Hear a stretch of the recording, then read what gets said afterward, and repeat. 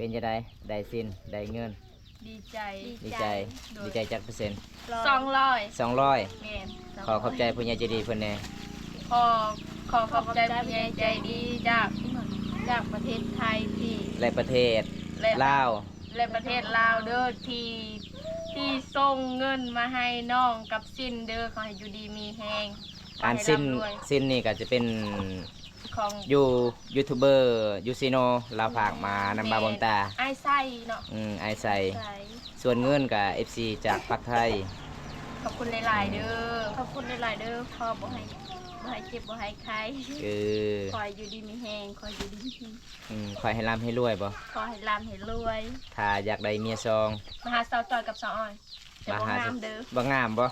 โดย เป็นยังไงคือบ่งามมันสิเท่าแล้ว นามีซิวค่ะน้ามีซิวผู้บ่าวทีมหลายก็เลยบ่งามเนาะแม่บ่มีผู้บ่าวบ่มีผู้บ่าวบ่มีแต่ดน บ่มีแต่โดนบ่แต่เกิดมายัง โอ้มื้อนี้หน้าแดงเนาะออกแดดหลายบ่เนาะโอ้ถอนมันเจอจ่าเหรอแท้คือจ่าน่าละเชียน่าจะไปใส่ไอ้แฮ กินอีหยัง ปลาน้อย กินปลาน้อย จับเลยมันปลาบุ้มมาเชีย ปลาอีหยังอันนี้น่ะคือน้อยๆแท้ ปลาเลิงปลาห่าง ปลาใหญ่บ่มักกินบ่มักกินปลาน้อย ๆ มักมักปลาใหญ่ซำใดเอ้าฮะอ้อย นี่ บ่มีดอกปลาใหญ่สำนั้นมีแต่งูและสำนั้นใหญ่ นี่นะปลาดุก ปลาดุกบ่คิดว่าปลาคอฮอดบ่สำนั้นบ่ มันเกิดก็หอด ฮอดเซยบ่โอ้น้องเคยได้อยู่บ่ปลาคอ เคย โอ้ปลาคอดำบ่ดำบ่ปลาคอบ่ บ่ บ่ปลาคอข้าวบ่ ได้เข้าปันได้ แบบใดสีมันปลาคอ ปลาลงเหลือใส่มาแต่ละ อร่อยบ่ฮ่าฮ่าฮ่าแมนอะไรมาก อร่อยมากเมื่อนี้กะยืมรถเขาพี่น้องเลยไปไล่สดเฮือนสว่างจอยเพราะว่ามียูทูบเบอร์ฝากซินให้น้องอาบน้ำฝุ่นละฟืนนะน้องเนาะซินอีหยังเขาเอิ้นภาษาบ้านเจ้าเอิ้น ชินแต้ม โอ้ภาษาลาวได้ซินหยัง แต้มกันบ่ ซินแต้มคือกันบ่โอ้ยเพราะว่าเพิ่นเห็นน้องอาบน้ำมื้อนั้นก็เลยเพิ่นสงสารเพิ่นซื้อให้ซินฝุ่นละฟืนน้องๆแล้วก็ฟืนหนึงเพิ่นให้น้องแบล โดย เพราะว่าเพิ่นก็กลับซิโนแล้ว อีกวันที่5ที่6เพิ่นก็สิกลับกรุงเทพอยู่บ้านน้องอยู่ไกลตัวเมืองมากไหม บ่ได้ไกลปานใด แม่บ่ได้ไกลปานใดครับ ประมาณ10ปลายหลักเนาะ ไปบ่ฮอดสมอง บ่ฮอดชั่วโมงครับ แต่เส้นทางงามอยู่เด้อครับ เส้นทางดินดำครับบ่แม่นดินดำปูยางแล้ว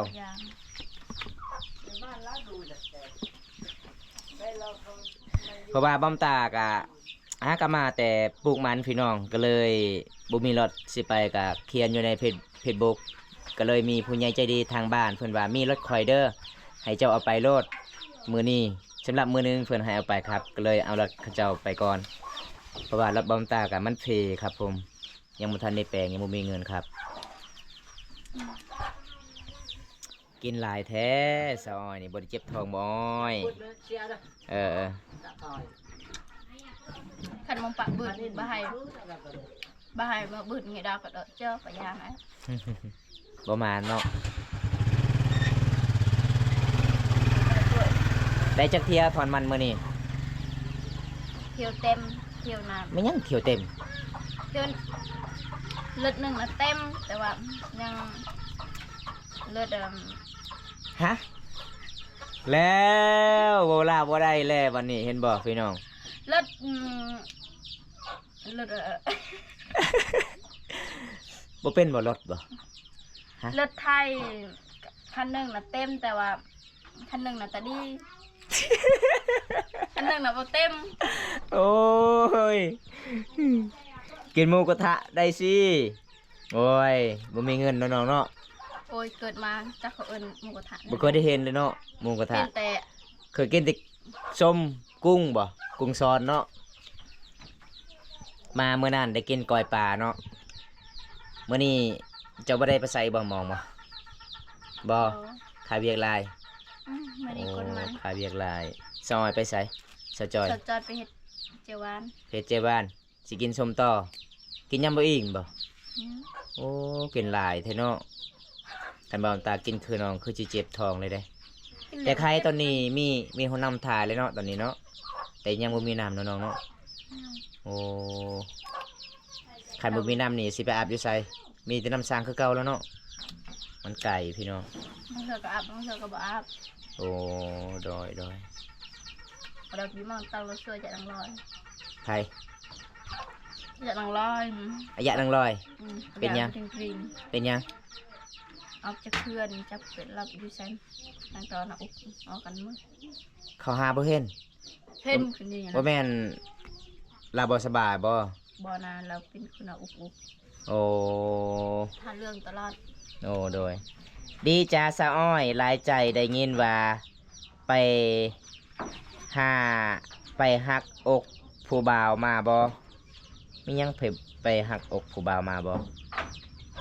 เข้าใจบ่อ้อยหมู่น้อยถาม ก็อกหักบ่ แม่ บ่ได้อกหักกับไผ่ บ่ได้อกหักเนาะถ้าบ่ได้ ไผ่ หัก จะเห็นแต่อกหักแบบเนี้ย ถ้าบ่ได้มักก็หักคือเก่าแล้วน้องเนาะอืม แต่ว่าบ่มักผู้ชายตาเลยด้วยจ้ะ เออ จะมักบ่ผู้หญิงตาเลย บ่มักคันบอกเลิกก็เลิกบ่อยากกลับคืนข่อย เสียเสียใจอีก แม่นถ้ากลับคืนแล้วมันสิใจเนาะ แต่เกิดมาบ่เคยมีผู้เบา สมมติว่าอายจะตามคนทองให้น้องเด้ออายจะตามคนทามให้น้องเด้อคนหนึ่งหันมีเงิน แต่เจ้าไปแป๊บเดียวมันก็หายคนหนึ่งบ่มีเงินจะไปอยู่ใส่ ไป เฮ็ด ดูเด้อ ไปงานดองบ่ไปหยังบ่เพิ่นก็ใจดีเจ้ามาเพิ่นก็ยอมพาเขาเจ้าสิเลือกอันใดสาวอ้อย ฮะ คนที่มีเงินนั่นแต่ละมื้อแต่ละวันคนให้มันให้ตลอดเจ้าเงิน แต่เวลาจะไปเล่นเฮือนหมู่บ่จะไปเจ้าเข้าเมืองบ่เวลาเจ้ากลับไปเมืองเราให้เจ้าตลอด ผู้หนึงหันทุกข์แต่เราหักจริงใจเจ้าไปใส่ก็สบายเจ้าไปงานน้องก็ได้สิมาตอนใดก็ได้ เจ้าสิเลือกอันใดเอา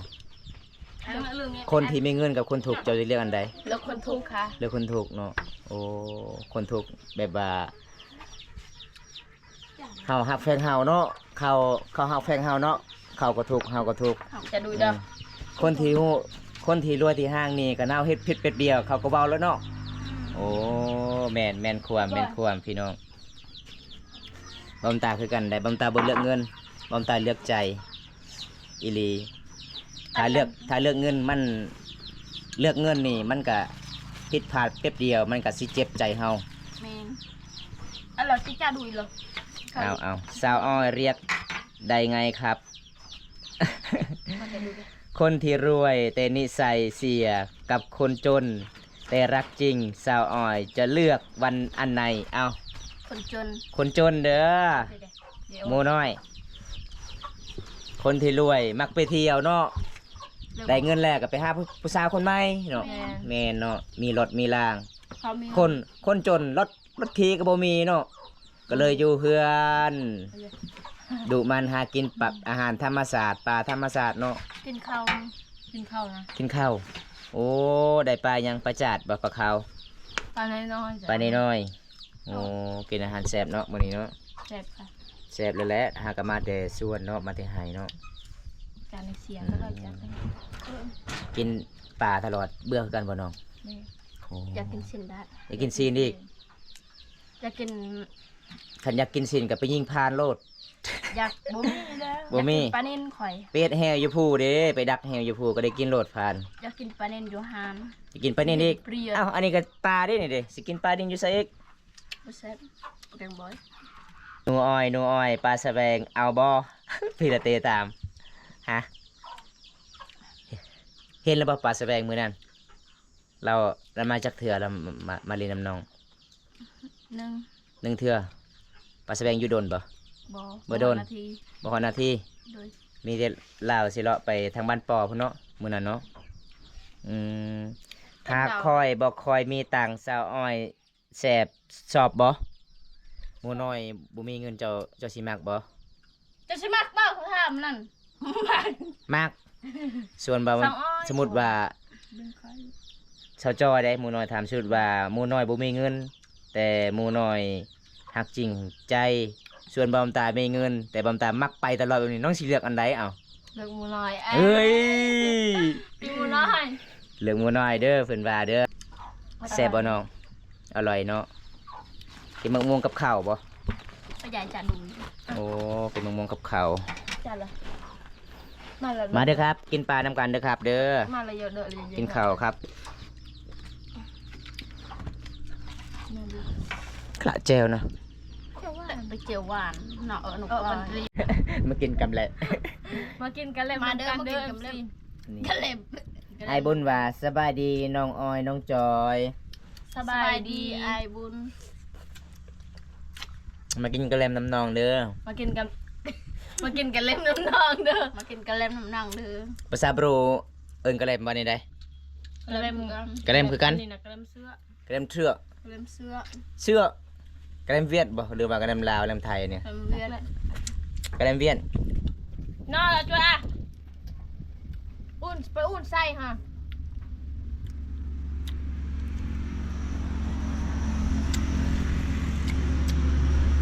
ปลาไอ้บุญไฮเองมื้อนี้ เป็นยัง 3 ดอน ให้ ไอ้ดิมไอ้บุญไฮ3 ดอนให้ซื้อกระเลมไอติมให้น้องกินบางบ่ไอติมบ่ ไอ้ ปิ ตี โลเต้ชวนเฮาเอิ้นกระเลมขอบคุณแน่ขอบคุณไอ้บุญแน่3 ดอน ขอบใจเด้อที่ให้น้อง3 ดอน สิได้ซื้อกระเล่มแล้วเนาะ ได้ซื้อกระเล่มสิได้ซื้อกระเล่มไอติมคือสิได้ซื้อไอติมแล้วไอติมบ่ ไอติมบ่ ทางเขาไอติม ขอบคุณหลายๆเด้อไอ้บุญเด้อขอให้ร่ำให้รวย ขอให้อยู่ดีมีแห้งตลอดไป ขอให้ร่ำรวยลืมขอบ่ให้เจ็บบ่ให้ไข้ แม่น จ้ะ สาวอ้อยเด้สาวจ้อยบ่ได้ฟอนอ่ะอายเพิ่นบ่ ขอบใจอ้ายหลายๆเด้อที่ให้น้องซื้อกระเล่มขอให้อยู่ดีมีแฮงขอให้ร่ำรวยขอให้อายุควันยืนบ่ให้เจ็บบ่ให้ไข้เด้อ 3 ดอนเท่าได้เงินลาว โอ้เมื่อไร30,000 ประมาณเท่านั้น 30,000เนาะ โหกินไอติมหวานบ่ครับ กินด้วยสิสาวจ้อยหมูน้อยถาม มาแต่ว่าเบิดแล้วมีแต่ลายตัวนึง ไอติมเนาะเขาเจ้าเอิ้นกระแลมเนาะ แม่นแล้วค่ะ โอ้บัดเฮาเอิ้นกระแลมยังบ่เป็นภาษาไทยซ้ำเฮา ไอติม ไอติมเป็นไอติมไอติม ไอติม สบายดีเด้อครับ สบายดีเด้อครับ โดนแล้วบ่ได้กินนี่ มื้อนี้บ่ได้เห็นครูอมวยเข้ามารับชมเป็นจังไดเนาะครูอมวยค่าเวียกหลายบ่ บางทีเราค่าซ่อนวันจันทร์ด้วย เพราะว่าเมื่อวานนี้เขารับเบิ่งแม่ยังเอาฟัวฝรั่งเศสล่ะเพราะว่าเขาเจ้าเว้าภาษาฝรั่งเศสค่อยบ่ฮู้ก็เลยครูอมวยแปลให้โอ้เก่งหลายเด้ครูอมวยเด้มีหลายภาษาลาวภาษาฝรั่ง ภาษาจีน ภาษาไทย โอ้อะไรภาษาอังกฤษแน่ เนาะ เก่ง อายุ11 ปีเว้าได้ทุกภาษา เก่งสุดยอด ยอดมีแฮงจริงๆจังไรมีแฮงแล้วเระโปงโดนแล้วบ่ได้กินใครดูจะได้เอาง่ายนั่นนะ ถ้ากินนี่แล้วเป็นจังได๋ถอนมันจักหน่อยมีแห้ง มีแฮง โอ้ โดนแล้วบ่ได้กิน แต่บำตามมาเมื่อนั้น โอ้กินเป๊ปซี่แล้วมีพลังบ่ไปดีถอนมันเนาะ บ่ได้ว่าจริงใจเย็นแฮงอาจารย์เนาะมาจ้ะ ภาษาบ้านเจ้าเอิ้นนำอีหยังนี่ เป็ดชี แปดซี่ เป็ดชี เป็ดนี่ได้ เป็ดชี แปดซี่มันมีแปดซี่บ่ อันนี้นะเป็ดชีอันอื่นนะบางทีกับเกนตา โอ้โดยบ่าวบุญมีเงินติดตัวเท่าใดอายจะให้น้องเอง โอ้โดยอายบุญมีเงินติดตัวเท่าใดอายจะให้น้องเอง น้ำ70น้ำเป็ด โอ้โดยขอบใจหลายเด้อไอ้บุญเด้อเห็นบ่ เจ๊ตะเวนร้อย ไอ้บุญว่าไอ้บุญมีเงินติดตัวเท่าใดอายจะให้น้องเองจะให้น้องๆลาวใจดีหลายเด้อเพราะว่าลาวก็ทำบุญมาโดยตลอดละลายซอง แม่นอายมาอายให้ตลอดมาก็ได้อุณยาสันเทนนี่ เออ ไปเมื่อนั้นก็ลาเนาะเพิ่นกดให้เฮาเนาะ16 ดอลเนาะ16 ดอลไปบ้านตะกอก็13 ดอลโอ้หลายเลย มาเมื่อนี้ก็3 ดอลอีกขอบคุณหลายๆเด้อไอ้บุญเด้ออยู่ดีมีแฮง อยู่ดีมีแหงเด้อ ขอให้ร่ำให้รวยบ่ให้เจ็บบ่ให้ไข้ ขอให้ถึกห่วยขอให้ถึกห่วยเด้ออ้าย ให้ถือหวยจักโตให้ถือลอตเตอรี่บ่ แม่น ถือลอตเตอรี่เนาะ น้าอ่อนเจียวหวานน่ะนะ ถือไร สองสาวกินแต่เป๊ปซี่ลายเนอมันสิอ้วนเนอคะ อยากอ้วน แมนส่วนน้องๆเว้าเป๊ปซี่ก็คือ84เด้พี่น้องเอ้ยมาหตาละจนบ่ฮู้คือกันไอายบุญไปคอสาวจอยเลยครับ มาได้เนาะ ย่อย เนาะจอยเนาะ ฮะ ถ้าไอายบุญมาก็มาได้เนาะยินดีต้อนรับเนาะ แมน เพราะว่าคันทามาอยู่ลาวกับบ่อยากนอนบ้านพักกับไปนอนอยู่เฮือนบ้านตาก็ได้เด้อ อุ่นใจฮะ คือชิมเบิ่งพี่ อุ่นเข้าใจฮะ โอ้ยกินเป๊ปซี่แล้วญาติกันนินเนาะกินแล้วสดชื่นบ่ กินแต่เดียว อาจารย์แนะนำน้องๆด้วยครับ แนะนำอีหยังเนาะอ้าย น่าจะ เอาประกันกูไรเลย เจ้ามีเงินติดตัวเท่าใดอ๋อข่อยมีเงินตอนนี้ประมาณ นอนละไป 200,000เด้ออ้ายเด้อประมาณ200,000 200,000กี่เบาตาเลิศกับเพย์ไอเอ้ย ก็เลยยืมรถเขาเจ้าไปถ่ายคลิปอ้ายเพราะว่าเรามันตากระติดบ่ได้สุปรับหักพิมพ์ผิดไปคอสาวอ้อยเลย ไปคอโลด สาวอ้อยเป็นผู้น้องสาวจอยเป็นผู้เอื่อยเด้อสาวอ้อยคอยห่วง แม่นบ่ ฮะ หมู่น้อยว่าสาวอ้อยคอยห่วง เอาสะจอยดีหมดคือหนูน้อย อยู่ส่วนในของลาวครับหมายถึงแขวง แข่ง อ จะ ยู่ ประสาทตัวไป เมื่อบ้านจุดชุมตั้งอะไรเมืองน้องแขวงสวรรณเขตเด้อ thank you เจ็ดเก่ากับคิวเฉลง อินลาวสวรรณเขตเนาะภาคกลางเนาะเฮาเนาะ เบิร์นำไม่เป๊กล่ะ ก็อย่ามาให้อ้วนเลย ไปแล้วสาวจ้อยคอยห่วงพิมพ์ผิดครบเป็นผิดคนเอาแล้วบัด เมน นี้ บ่ตั้ง เป็น ใจ จังไดเนาะ ตั้ง ห ใจ มูน้อย เสาวอ้อยนะคอยหู้นะ เป็นจังไดเนาะหมูน้อย อืม มามื้อนี้น้องก็ดีใจแล้วเนาะมียูทูบเบอร์ฝากสินพลพืนเนาะ แมน พอเดียวห้างเงย เอาก็งอยเยยงอยอะไร มาไหลจอย อ้าวสิญาติกันนึงแล้วสองไอ้น้องบัดนี้ ไปยองงาน แซ่บบ่กินบ่ เซฟค่ะนอนเรา บ่ได้ เอ เจ็บ ง บ่ได้เจ็บท้องบ่กินหลายบ่เนาะ สีสวยรถหัดจุบทองนี่นะยังเยไปเชียงกับเก่นได้เปิดให้ทันตะเวียนรอย พยายามคือเป็นโดน บ่ครับ พิมพ์ผิดชื่อเหมือนกันครับ โอ้โหครับอันภาษาอหยังเนาะครับ เกิน อันนี้ครับ ดอกไทยค่ะ มีหยังเนาะอันนี้ตุรกีบ่แม่น ก็ไปบุรี ซูเปอร์ I know speak เด้อ thank you very much เด้อ โอ้ชอบตับ อยู่อ่ะชุดต่ำเราแต่ เอาให้น้องคนละ50,000เด้อโดยเดี๋ยวบำตาสิให้น้องคนละ50,000เด้อไอเด้อไอบุญเด้อเอาน้องแบ่งกันเด้อคนละ50 ขอบใจหลายๆเด้อขอบใจหลายๆเด้ออ้ายสิได้ชื่อเกิบ ซื้อเกิบซื้อ ป้า หยัง เราต้องมาสอบ ซื้อ เติ กับ มสบู่ บ่ได้ซื้อบ่กระทาขาดมื้อนั้น กระทาสบู่เลย ซีเซน ไอายเห็นมื้อนั้นกระทาขาด กระตาขาด ชุดต่ำมาเสอะชุดต่ำมาเสอะ ก็สัญญาณเจ้าขึ้นหมดนี่ เอาแม่ นะ ชอบ ไอ้ายมักสาวจอย โอ้ขอบคุณละลายครับไอ้ายขอบคุณละลายครับ10 ดอลครับ อุ่นซะ โอนซะอันโอนประกันได้เหรอ ขอบคุณละลายเด้อไอายเด้อขอให้อยู่ดีมีแห้งขอให้ร่ำให้รวยขอบใจไอ้ายเนี่ย